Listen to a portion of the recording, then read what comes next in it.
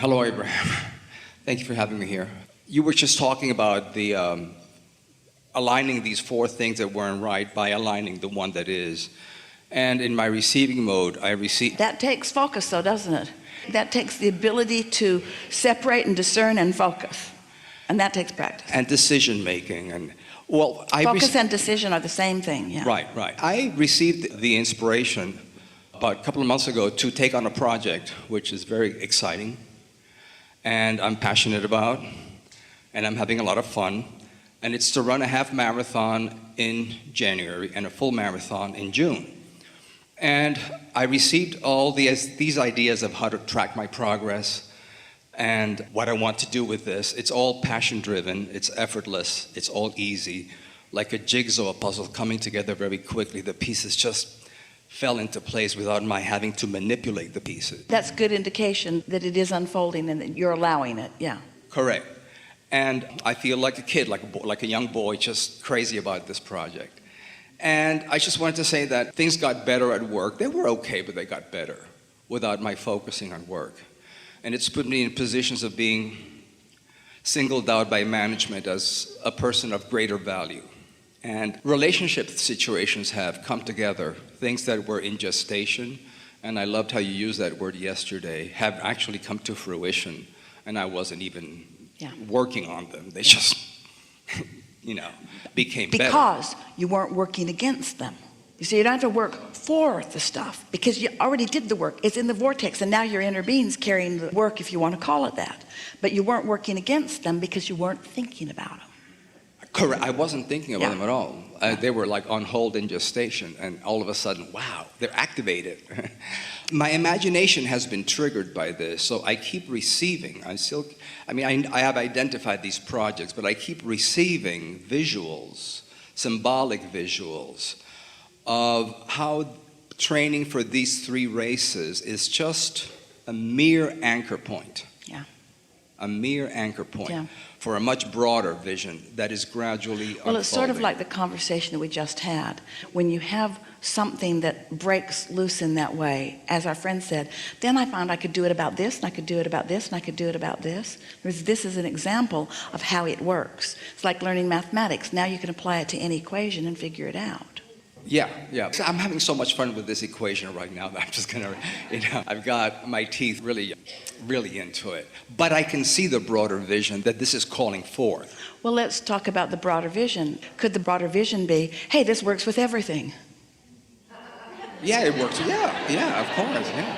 And so now it's just a matter of deciding what are the everythings that I want it to work for, which takes a little life experience and discernment. We'll just be very brief here. Wouldn't it be interesting if there was such a plethora of magnificent things in your vortex, all ripe and ready for you to receive, and this experience is just setting you up to allow the avalanche of that to flow through you into manifestation?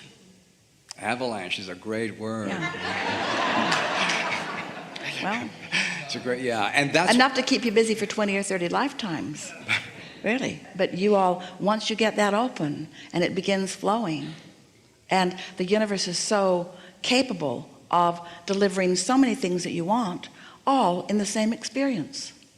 And when I'm a little bit off my lane and I feel the pebbles, the trembling of the pebbles, an image that you use, I just focus on my races and I focus on my training, and I'm right on the lane and everything works out. So you have momentum about that thought. It's an easy subject to get on. It's an easy subject to maintain because it gives you so much pleasure.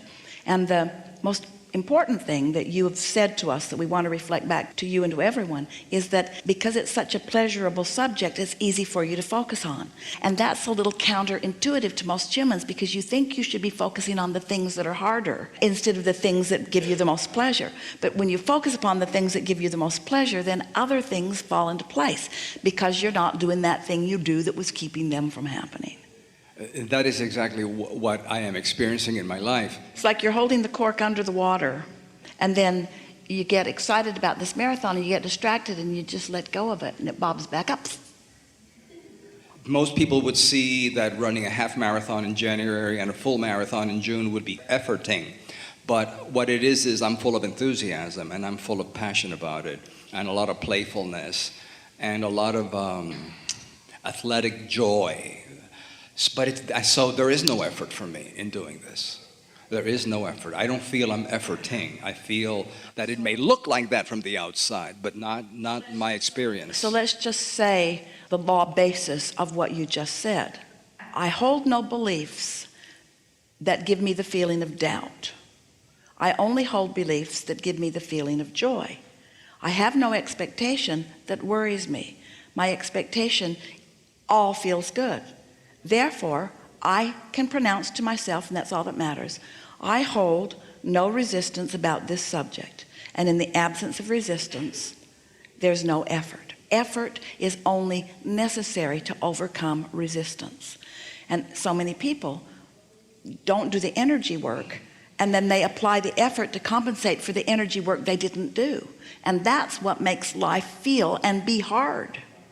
But when you do the energy work first, and then you are inspired to the action because you've done the energy work, then effort isn't part of it. Then instead of effort, you call it inspiration.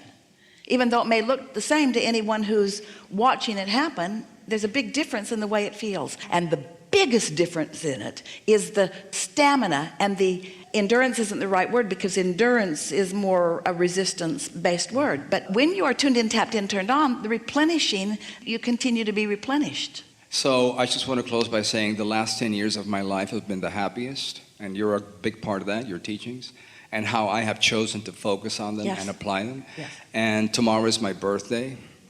And I turned 65, and I feel very, very young and very vibrant and very full of life. Yeah, no question. So thank you for that. Appreciate it.